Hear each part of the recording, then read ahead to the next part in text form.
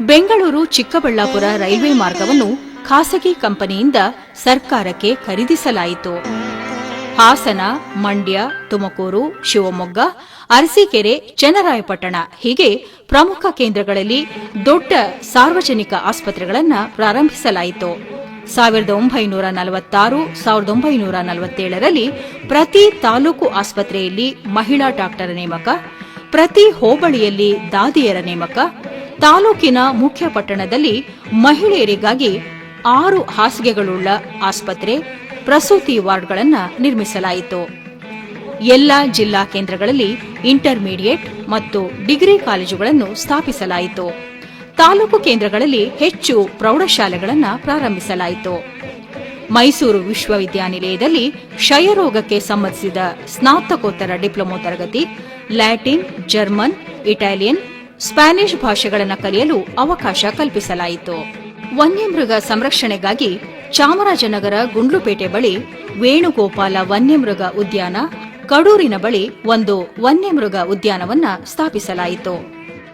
ಹೀಗೆ ಜಯಚಾಮರಾಜ ಒಡೆಯರು ತಮ್ಮ ಅಧಿಕಾರದ 7 ವರ್ಷಗಳ ಅಲ್ಪ ಅವಧಿಯಲ್ಲಿ ಸಾಧಿಸಿದ್ದು ಅಪಾರ. ಅದು ರಾಜಕೀಯ ತುಮುಲದ ನಡುವೆ ಎಂಬುದು ವಿಶೇಷ ಗಮನಾರ್ಹ. ಜಯಚಾಮರಾಜರು ಮಹಾರಾಜರಾಗಿ ಪಟ್ಟಾಭಿಷಿಕ್ತರಾದಾಗ ನಾಡಿನಾದ್ಯಂತ ಮಹಾತ್ಮ ಗಾಂಧೀಜಿಯವರ ನೇತೃತ್ವದಲ್ಲಿ ಸ್ವಾತಂತ್ರ್ಯ ಚಳವಳಿ ತೀವ್ರವಾಗಿತ್ತು.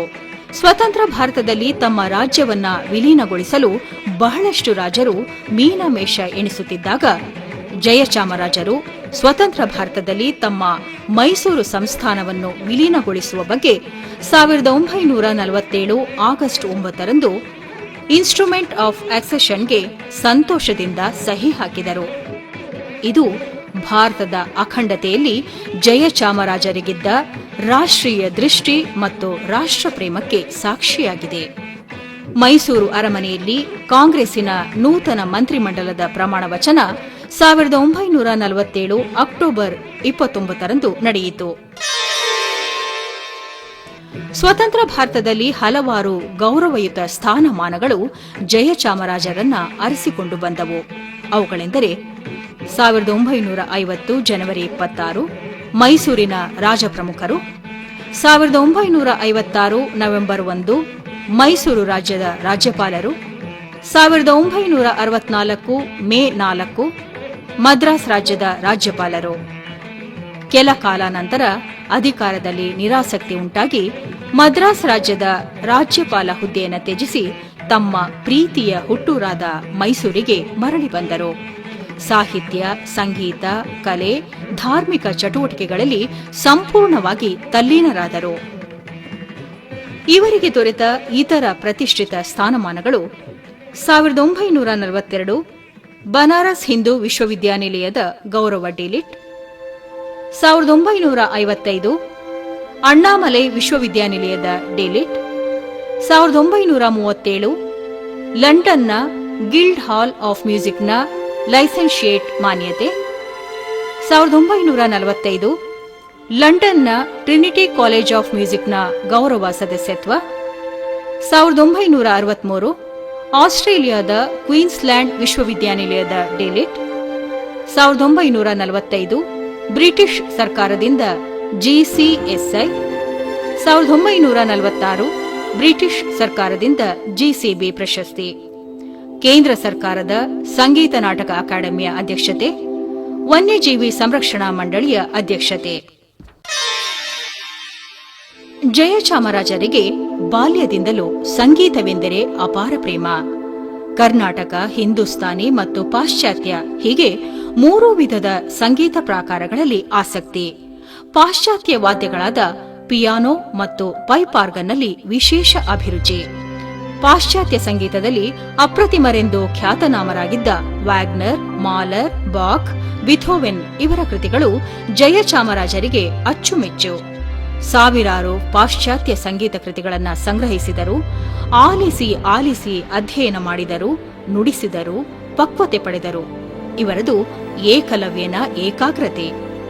ಇವರ ಖಾಸಗಿ ಸಂಗೀತ ಭಂಡಾರದಲ್ಲಿ 20,000ಕ್ಕೂ ಹೆಚ್ಚು ವಿದೇಶಿ ಸಂಗೀತ ಮಾಂತ್ರಿಕರ ಧ್ವನಿಮುದ್ರಿಕೆಗಳಿವೆ. ಜಯಚಾಮರಾಜರು ಸ್ವಇಚ್ಛೆಯಿಂದಲೇ ಕರ್ನಾಟಕ ಸಂಗೀತವನ್ನು ತಮ್ಮ ಹೃದಯದ ಮಿಡಿತವನ್ನಾಗಿಸಿಕೊಂಡರು, ಪ್ರೌಢಿಮೆ ಗಳಿಸಿದರು. ವಿಶೇಷವಾಗಿ ತಂತ್ರಶಾಸ್ತ್ರ ಮತ್ತು ಮಂತ್ರಶಾಸ್ತ್ರದಲ್ಲಿ ಹೆಚ್ಚಿನ ಪಾಂಡಿತ್ಯವನ್ನ ಪಡೆದರು. ಉತ್ತಮ ದರ್ಜೆಯ ವಾಗ್ಗೇಯಕಾರರಾದರು. ಜಯಚಾಮರಾಜರು 94 ಭಕ್ತಿ ಕೃತಿಗಳನ್ನು ಸಂಸ್ಕೃತದಲ್ಲಿ ರಚಿಸಿದರು. ಈ ಕೃತಿಗಳು ಶ್ರೀವಿದ್ಯಾ ಎಂಬ ಅಂಕಿತವನ್ನ ಹೊಂದಿವೆ. ತಾವೇ ಸೃಷ್ಟಿಸಿದ ನೂತನ ರಾಗ ಜಯ ಸಂವರ್ಧಿನಿಯಲ್ಲಿ ಒಡೆಯರು ಕೃತಿ ರಚನೆ ಮಾಡಿದರು. ಶಿವ ಭೋ ಮಹಾದೇವ ಶಂಭೋ ಶಿವ ಶಿವ ಶಿವ ಭೋ ಮಹಾದೇವ ಶಂಭೋ ಶಿವ ಶಿವ ಶಿವ ಭೋ ಮಹಾದೇವ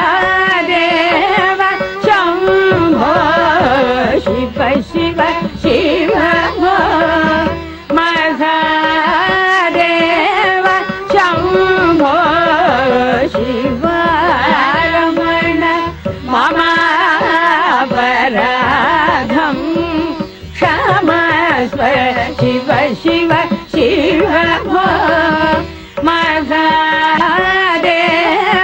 ಶಂಭೋ ಶಿವ ರಮಣ ಮಮ ಅಪರಾಧಂ ಕ್ಷಮಸ್ವ ಶಿವ ಶಿವ ಶಿವ ಭೋ ಮಹಾದೇವ ಶಂಭೋ ಶಿವ ರಮಣ ಮಮ ಅಪರಾಧಂ ಕ್ಷಮಸ್ವ ಶಿವ ಶಿವ ಶಿವ ಭೋ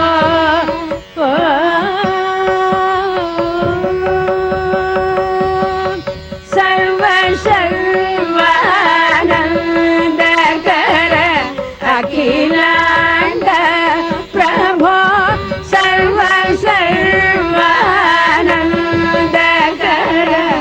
ಅಖಿಲಾಂಡ ಪ್ರಭೋ ಸರ್ವ ಸರ್ವಾನಂದಕರ ಅಖಿಲಾಂಡ ಪ್ರಭೋ ಭವಸಾಗರ ತಾರಕ ಅಕ್ಷಯಲಿಂಗ ವಿಭೋ ಭವಸಾಗರ ತಾರಕ ಅಕ್ಷಯಲಿಂಗ ವಿಭೋ ಶಿವ ಶಿವ ಶಿವ ಭೋ ಮಹಾದೇವ ಶಂಭೋ ಶಿವ ರಮಣ ಮಮ ಅಪರಾಧಂ ಕ್ಷಮಸ್ವ ಶಿವ ಶಿವ ಶಿವ ಭೋ ಮಹಾದೇವ ನಮಸ್ತೆ ಸ್ಥಾಣೋ ಪ್ರಳಯ ಕಾಲ ಜಗದ್ಭಕ್ಷಕ ನಮಸ್ತೆ ಸ್ಥಾಣೋ ಪ್ರಳಯ ಕಾಲ ಜಗದ್ಭಕ್ಷಕ ನಮಸ್ತೆ.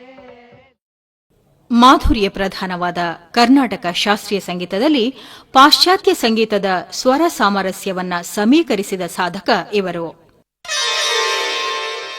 1949ರಲ್ಲಿ ಲಂಡನ್ನಲ್ಲಿ ಫಿಲಾರ್ಮೋನಿಯಾ ಕಾನ್ಸರ್ಟ್ ಸೊಸೈಟಿಯನ್ನು ಸ್ಥಾಪಿಸಿ ಅದರ ಸ್ಥಾಪಕ ಅಧ್ಯಕ್ಷರಾದರು. ಈ ಸಂಗೀತ ಸಂಸ್ಥೆಯಲ್ಲಿ ಉದಯೋನ್ಮುಖ ಸಂಗೀತ ಕಲಾವಿದರಿಗೆ ಅವಕಾಶ ನೀಡುವುದೇ ಅಲ್ಲದೆ ಜಗತ್ಪ್ರಸಿದ್ಧ ಸಂಗೀತಗಾರರ ಕಾರ್ಯಕ್ರಮಗಳನ್ನು ಆಯೋಜಿಸಲಾಗುತ್ತಿತ್ತು. ಆ ದಿನಗಳಲ್ಲಿ ಈ ವಿಧದ ಸಂಸ್ಥೆ ವಿಶ್ವದಲ್ಲಿ ಇದೊಂದೇ ಆಗಿತ್ತು ಎಂಬುದು ಇದರ ವಿಶೇಷ. ಜಯಚಾಮರಾಜರು ವೇದ, ಉಪನಿಷತ್ತು, ತಂತ್ರಶಾಸ್ತ್ರ ಮತ್ತು ಪುರಾಣ ಇವುಗಳಲ್ಲಿ ಅಮೋಘ ತತ್ವಗಳನ್ನು ಕಂಡವರಾಗಿದ್ದರು. ಜನಸಾಮಾನ್ಯರಲ್ಲಿ ಆ ತತ್ವಗಳ ಅನುಭವ ಉಂಟಾಗಿ ಶ್ರೇಯಸ್ಸಿನ ಲಾಭ ದೊರೆಯಲಿ ಎಂಬ ಸದುದ್ದೇಶದಿಂದ ಸಂಸ್ಕೃತ ಭಾಷೆಯಲ್ಲಿದ್ದ ಆ ತತ್ವಗ್ರಂಥಗಳನ್ನು ವಿದ್ವಾಂಸರಿಂದ ಕನ್ನಡಕ್ಕೆ ಭಾಷಾಂತರಿಸಿ ತಾವೇ ಖುದ್ದಾಗಿ ಶ್ರೀ ಜಯಚಾಮರಾಜೇಂದ್ರ ಗ್ರಂಥರತ್ನಮಾಲಾ ಹೆಸರಿನಲ್ಲಿ ಪ್ರಕಟಿಸಿದರು. ಜಯಚಾಮರಾಜರಿಗೆ ಗುರು ಹಿರಿಯರು, ದೇವರು, ಮತ್ತು ವಿಶ್ವವಿದ್ಯಾನಿಲಯಗಳ ಬಗ್ಗೆ ಅಪಾರವಾದ ಗೌರವ. ಇವರು ಮೈಸೂರು ವಿಶ್ವವಿದ್ಯಾನಿಲಯದ ಕುಲಪತಿಗಳಾಗಿದ್ದರು. ಆಕ್ಸ್ಫರ್ಡ್, ಕೇಂಬ್ರಿಡ್ಜ್, ಹಾರ್ವರ್ಡ್, ಪ್ರಿನ್ಸ್ಟನ್ ಮೊದಲಾದ ವಿಶ್ವವಿದ್ಯಾನಿಲಯಗಳಲ್ಲಿ ಹಾಗೂ ಹಲವಾರು ಪ್ರಸಿದ್ಧ ವಿದೇಶಿ ಸಂಘ ಸಂಸ್ಥೆಗಳಲ್ಲಿ ಭಾರತದ ಅನಭಿಷಿಕ್ತ ಸಾಂಸ್ಕೃತಿಕ ರಾಯಭಾರಿಯಾಗಿ ಉಪನ್ಯಾಸ ನೀಡಿದ್ದಾರೆ. ಇಂಗ್ಲಿಷ್ ಭಾಷೆಯಲ್ಲಿ ಹಲವಾರು ಉದ್ಗ್ರಂಥಗಳನ್ನು ರಚಿಸಿದ್ದಾರೆ. ಜಯಚಾಮರಾಜರ ಜೀವನ ಆಧ್ಯಾತ್ಮಿಕ ವೇದಿಕೆಯ ಮೇಲೆ ಸಾಗಿತ್ತು. ಪ್ರಜಾಕೋಟಿಗೆ ಲಭಿಸುವ ಕಲ್ಯಾಣವು ದೇವತಾ ಪ್ರಸಾದದಿಂದಲೇ ಎಂಬ ನಂಬಿಕೆ ಇವರದು. ಸಮಗ್ರ ಭಾರತದಲ್ಲಿ ಇವರಿಗೆ ತಿಳಿಯದಿರುವ, ಇವರು ದರ್ಶನ ಪಡೆದು ಸೇವೆ ಸಲ್ಲಿಸದಿರುವ ದೇವಾಲಯಗಳೇ ಇಲ್ಲವೆನ್ನಬಹುದು. ಮೈಸೂರು ಅರಮನೆಯ ಕೋಟೆಯೊಳಗೆ ಹೊಯ್ಸಳ ಶಿಲ್ಪ ಶೈಲಿಯಲ್ಲಿ 1951ರಲ್ಲಿ ಶ್ರೀ ಭುವನೇಶ್ವರಿ ದೇವಸ್ಥಾನ ಮತ್ತು 1953ರಲ್ಲಿ ಶ್ರೀ ಗಾಯತ್ರಿ ದೇವಸ್ಥಾನಗಳನ್ನು ಕಟ್ಟಿಸಿದರು. ಕೋಟೆಯ ಹೊರಗೆ ನೇಪಾಳದ ಕಾಮಾಕ್ಷ ದೇವಸ್ಥಾನದ ಮಾದರಿಯಲ್ಲಿ ತಾಂತ್ರಿಕತೆ ಮತ್ತು ಮಾಂತ್ರಿಕತೆಯ ಲಕ್ಷಣಗಳನ್ನು ಬಿಂಬಿಸುವ ರೀತಿಯಲ್ಲಿ ಶ್ರೀ ಕಾಮಕಾಮೇಶ್ವರಿ ದೇವಸ್ಥಾನವನ್ನು ಕಟ್ಟಿಸಿದರು. ಚಾಮುಂಡಿ ಬೆಟ್ಟದ ಚಾಮುಂಡೇಶ್ವರಿ ದೇವಸ್ಥಾನದ ಮಹಾದ್ವಾರಕ್ಕೆ ನಕಾಸು ಕೆಲಸದ ಬೆಳ್ಳಿ ಬಾಗಿಲನ್ನು 1952ರಲ್ಲಿ ಮಾಡಿಸಿದರು.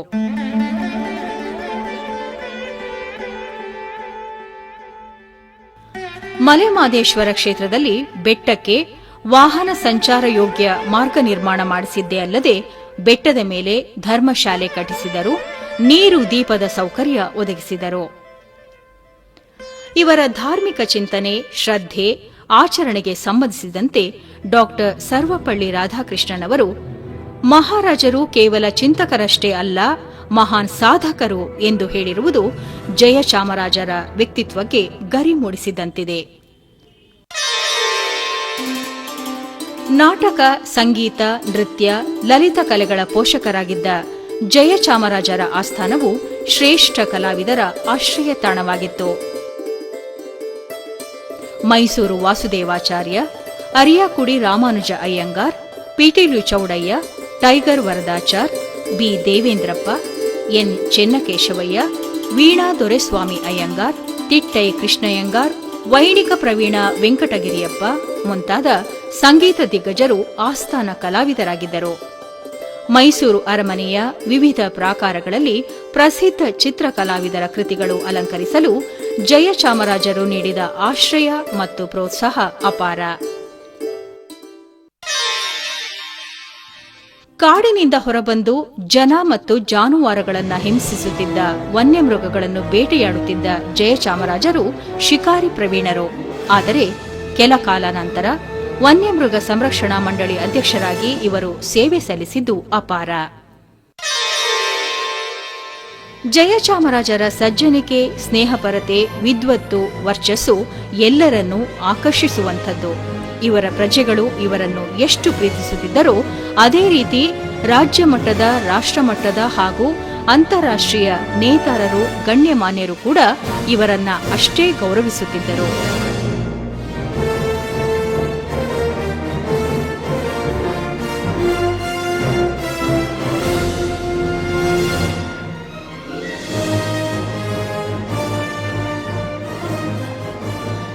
ಸುಮಾರು 55 ವರ್ಷಗಳ ತಮ್ಮ ಧನ್ಯ ಜೀವನದಲ್ಲಿ ರಾಜಯೋಗಿ ತುಂಬು ಹರೆಯದಲ್ಲಿಯೂ ಕಮಲದೆಲೆಯ ಮೇಲಿನ ನೀರಹನಿಯಂತೆ ನಿರ್ಲಿಪ್ತರು, ವಾಸನಾ ವಿಷಯಗಳಲ್ಲಿ ಅನಾಸಕ್ತರು, ದೈವೋಪಾಸನಾ ಸಂಸಕ್ತರು, ಆತ್ಮಾನುಸಂಧಾನ ಪರಿತೃಪ್ತರು, ರಾಜತ್ವದ ಅರಮನೆಯಲ್ಲಿಯೂ ನಿಷ್ಕಾಮಯೋಗಿ, ರಾಜಕುಮಾರನಾಗಿ ಹುಟ್ಟಿ ಸಿಂಹಾಸನಾರೂಢ ಮಹಾರಾಜರಾಗಿದ್ದರೂ ಭಾರತದ ಸಮಗ್ರತೆಗಾಗಿ ತಮ್ಮ ರಾಜತ್ವವನ್ನು ಸಂತೋಷದಿಂದ ತ್ಯಜಿಸಿದ ಮಹಾತ್ಯಾಗಿ, ಸಂತೃಪ್ತಿಯಿಂದ ಶ್ರೀಸಾಮಾನ್ಯನ ಬದುಕನ್ನು ಅಪ್ಪಿಕೊಂಡ ಸ್ಥಿತಪ್ರಜ್ಞ, ಯದುವಂಶದ ಅಂತಿಮ ಅರಸು, ಕರ್ನಾಟಕ ರತ್ನ ಸಿಂಹಾಸನಾಧೀಶ್ವರ ಪದವಿಯಿಂದ ಇಳಿದು ಕನ್ನಡಿಗರ ಹೃದಯ ಸಿಂಹಾಸನದ ಅಧಿದೇವತೆಯಾದರು. ಮಹಾರಾಜ ಜಯಚಾಮರಾಜ ಒಡೆಯರ್ ಬಹಾದ್ದೂರ್ ಅವರು 1974 ಸೆಪ್ಟೆಂಬರ್ 23ರಂದು ವಿಧಿವಶರಾದರು.